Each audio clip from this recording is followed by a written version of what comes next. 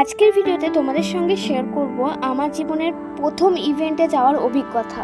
যাদের সঙ্গে এতদিন অনলাইনে কথা হয়েছে তাদের সকলের সঙ্গে সামনাসামনি মিট আপ, একটা সাধারণ ইভেন্ট কিভাবে এতটা স্পেশাল হয়ে উঠলো চলো তোমাদের সঙ্গে শেয়ার করা যাক। তার আগে তোমরা যারা নতুন এই ভিডিওটি দেখছো তোমরা চ্যানেলটি সাবস্ক্রাইব করে পাশে থাকা বেল আইকনটি অন করে রেখো আমার লাইফস্টাইল ভ্লগ ভিডিওর প্রত্যেকটা মুহূর্তের সঙ্গে থাকতে। ভিডিওটা যদি ভালো লাগে তাহলে লাইক করে বন্ধুদের সঙ্গে অবশ্যই শেয়ার করবে। হ্যালো, তোমরা সবাই কেমন আছো? সবাইকে গুড মর্নিং জানাই। এখন তোমার বাচ্চা ঠিক 6:30। তো আজ যেতে চলেছি গৌরী সেনের একটা ইভেন্টে। তো চলো যেতে যেতে ইভেন্টটা শেয়ার করব। আজকে অনেক মুখের সঙ্গে পরিচয় হবে যাদের সঙ্গে আমরা অনলাইনে কথা বলেছি, মুখও দেখেছি হয়তো একবার দুবার, বাট সামনাসামনি দেখবো আজকে সবাইকে। তো আজকে আমি খুব এক্সাইটেড। আবার আমি ফুল রেডি, একদম ফর্মাল পরে, দেখতেই পাচ্ছ স্কাই ব্লু আছে আর ব্ল্যাক শার্ট পরেছি। কেমন লাগছে কমেন্টে জানিও। So I am very very very excited. Let's go.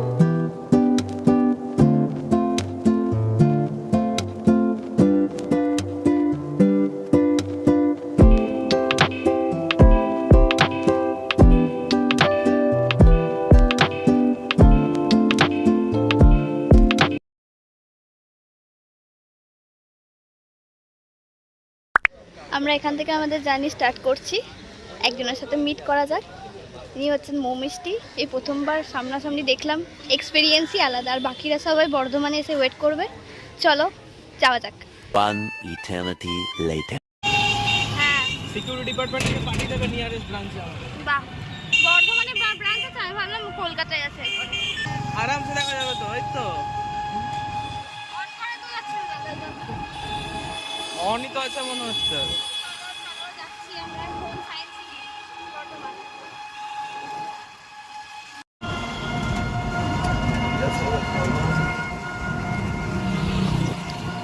University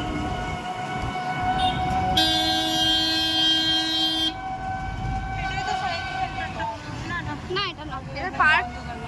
আচ্ছা আচ্ছা, এরপরেই আছে সায়েন্স সেন্টার। এটাও পার্ক, এখানেও এসেছি।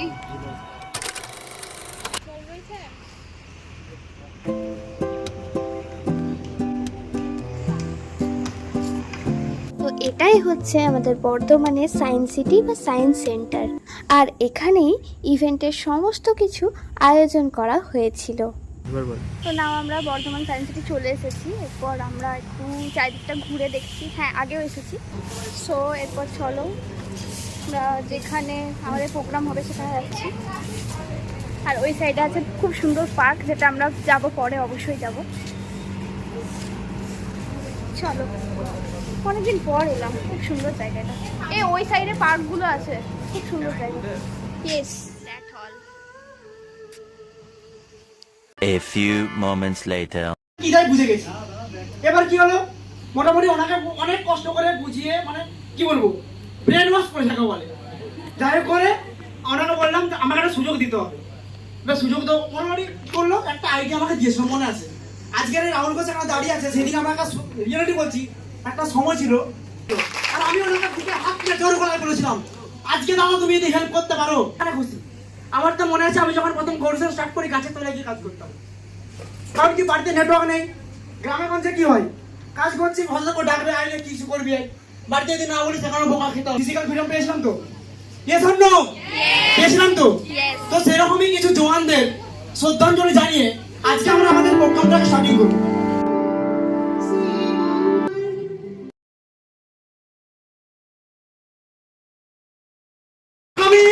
সিনিয়র ডাইরেক্টর রাকিবান, আমার গ্রেটেস্ট সিনিয়র মিস্টার ধরিয়াম কোথায়, মিস্টার সুজন গাতা, প্লিজ কামন রাখেন দাদা, প্লিজ কামন রাখেন। আর আমাদের সুজন স্যারকে ওয়েলকাম করার জন্য আমি স্টেজে ডেকে নেবো আমাদের ট্রেনিং এর হেড মিস্টার প্রসেনজিৎ মজুমদার স্যারকে। তো sir please come on the stage. আপনি মানে এইখানে কাজ করার আগে আমি অনেক প্রাইভেট লিমিটেড কোম্পানিতে কাজ করেছি। সেখানে আমি যখন কাজ করতাম সেখানে আমাদের খালি বলা হতো ভাই এই জিনিসটা তো অ্যাচিভমেন্ট হবে, কিন্তু যখন আমি এখানে আসলাম, এখানে প্ল্যানটা দেখে আমি ভাবছি একটা কোম্পানি এত কিছু কি করে দিতে পারে, কিছু তো গন্ডগোল রয়েছে। আমি দাদাকে ঘোরাতে আরম্ভ করলাম, এখানে অফারের মাধ্যমে দিচ্ছে সবকিছু আমাদের। আজকে গৌরীসেন প্রাইভেট লিমিটেড কোম্পানিতে কেন কাজটা করব, কোম্পানির ব্যাপারে আগে ভালো করে জানকারি আমাদের নিতে হবে। বলছি 1 মাস 2 মাস হয়ে যাচ্ছে দাদা, ইনকাম হচ্ছে না, কাজটা শেখো মন দিয়ে। আমার গৌরীসেন প্রাইভেট লিমিটেড কোম্পানির dynamic leader, greatest personality mister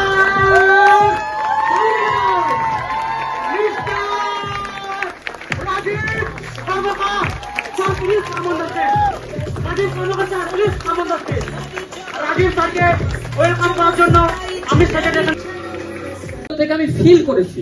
যদি বলো কি ফিল, এখানে অনেক মানুষ এখনো পর্যন্ত গল্প করছে, তার মানে তার লাইফে সিরিয়াস নয়। কিভাবে বুঝবে সিরিয়াস নয়?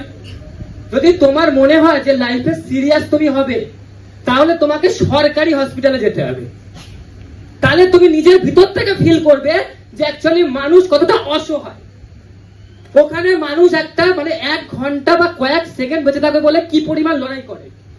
মানে মানুষ না খেতে পেয়ে রাস্তার ফুটপাতে শুয়ে থাকে। তাহলে আমি এটা নিজে ফিল করেছি, কারণ আমার বাবা নিজে আরজিকর হসপিটালে মারা গেছে।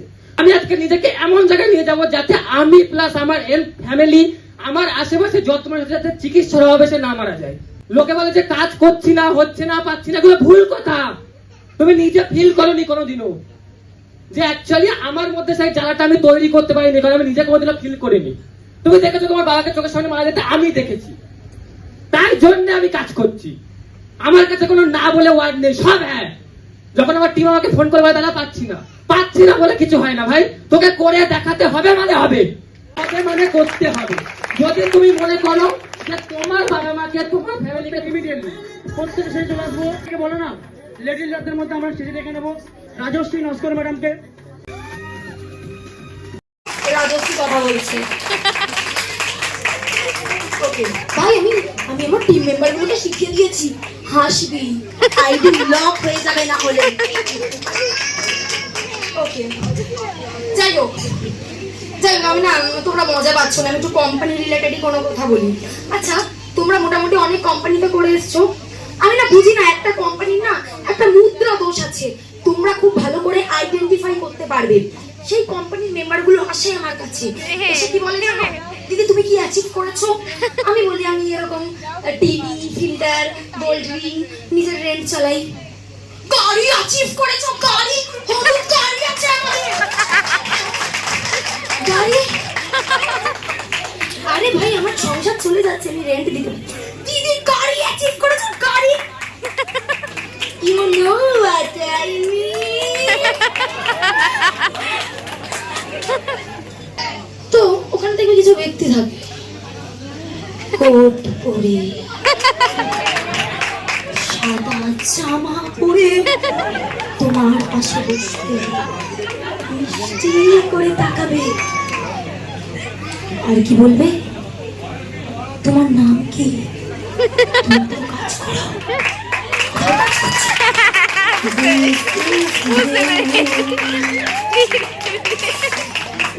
দেখো আমার কোম্পানির নাম নিতে মানা করেছে, যদি একবার নিতে বলতে স্যার দেখতে আমি কি করতাম, কোম্পানির নাম নিতে দিল। ঠিক আছে, মজা হলো, কারণ আমি একটু চেয়েছিলাম প্রোগ্রামটা একটু আনন্দ মজায় কাটুক, কারণ আমি নিজের লাইফকে নিয়ে সিরিয়াস নই। আমার পক্ষে মোটিভেশন আসে না, ঠিক আছে। আমার মোটিভেশন কি, আচ্ছা তুমি ইনকাম করতে পারছো না, প্রেম করো, প্রেম করে খুব ঠকে যে 5টা খাবে, দেন তোমার রিয়েলাইজ হবে টাকা ইনকাম করা দরকার। এটা আমার মোটিভেশন। আমাকে ওই আমার টিম থেকে গার্জেন বা মাসিমা, আমরা যে কি কাজ করি আমি না একটু ক্লিয়ারলি বলে দিতে চাই, এবার একটু সিরিয়াস, হ্যাঁ হাসি মজা। বিষয় হচ্ছে আমরা এখানে একটা অ্যাফিলিয়েট প্রোগ্রামের সঙ্গে জড়িত রয়েছি। আজকে মাসিমা বা দিদিমা বা যারা রয়েছেন, বাবা কাকার বয়সী, আপনাদের ছেলেমেয়েরা কোনো খারাপ কাজ করছে না। কি কাজ করছে আমি না একটু শর্টে ক্লিয়ার করে দিই। বিষয় হচ্ছে তোমরা এখন যে শাড়ি পরে আছো বা যে দুল পরে আছো, ওটা তোমরা কোনো একটা ডিরেক্ট দোকান থেকে কিনেছো, এবং সেই দোকানদার সে নিশ্চয়ই কোনো পাইকারি দোকান থেকে এনেছে, বড় বাজার বা যে কোনো বড় যেখানে হয় না যে পাইকারি দামে নিতে, তো ওটা কিন্তু ওই দোকানদার রিসেল করেছে। তো সেম আমরা অ্যাফিলিয়েট মার্কেটিং কি, আমরা যে বলে থাকি না আমরা স্কিল শিখছি, এটা কিসের স্কিল? এটা সেলিং এর স্কিল বাবা। আমি অলওয়েজ আমি আমার টিম মেম্বার আমার সব কটা ট্রেনিং এ বলি আমাদেরকে সেলিং এর স্কিল ইমপ্রুভ করতে হবে। বললাম রে অ্যাফিলিয়েট মার্কেটিং। হ্যাঁ, যাই হোক, তো আমরা কিন্তু মেন হচ্ছে রিসেল করি। আমাদের কোম্পানির অবজেক্টিভ কি? এডুকেশন রিলেটেড কোর্স, তাই তো? এবং অবজেক্টিভটা কোম্পানি, দেখো আমাদের এখন 50-60 হাজার টাকা দিয়ে কোনো বিজনেস স্টার্ট করার ক্ষমতা নেই, তাই আমরা কি করি? একটা কোম্পানির সঙ্গে অ্যাজ আ বিজনেস পার্টনার হিসেবে নিযুক্ত হই এবং আমরা কোম্পানির অবজেক্টিভ আমরা কিন্তু সেটা রিসেল করছি। নিজেদেরকে বিলিভ করো যে আমরা পারবো, তাই তো? থেকে অলওয়েজ পজিটিভ চিন্তা ভাবনা রাখতে হবে। আমি কিছু মানুষকে দেখি যে আমরা এসেই মাত্র আমরা টাকা চাই টাকা চাই টাকা চাই টাকা চাই এরকম একটা স্লোগান শুনতে পাই। আর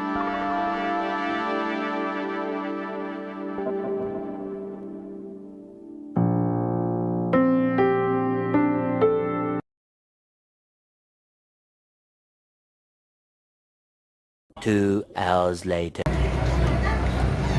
ওকে নিতে হবে না। সবাই সবাইকে ভাগে দেবো। কেমন লাগছে বল? 4টার সময় কটা বাজে এখন? এখন বাজছে তোমার 3:46। 3:46 আমরা সবাই খাচ্ছি, কেমন লাগছে বল? দারুণ। পিকনিক করতে আসছে। পিকনিক। এই জাস্ট নামলাম আমরা মুকুট বাইপাসে। এরপর প্রতি টোটো বাড়ি যাচ্ছি, মানে মানকর যাচ্ছি। মানকরে গিয়ে ওখান স্টেশন থেকে ধরবো, মানে ও বাইক নেবে, তারপর বাড়ি যাবো আমরা।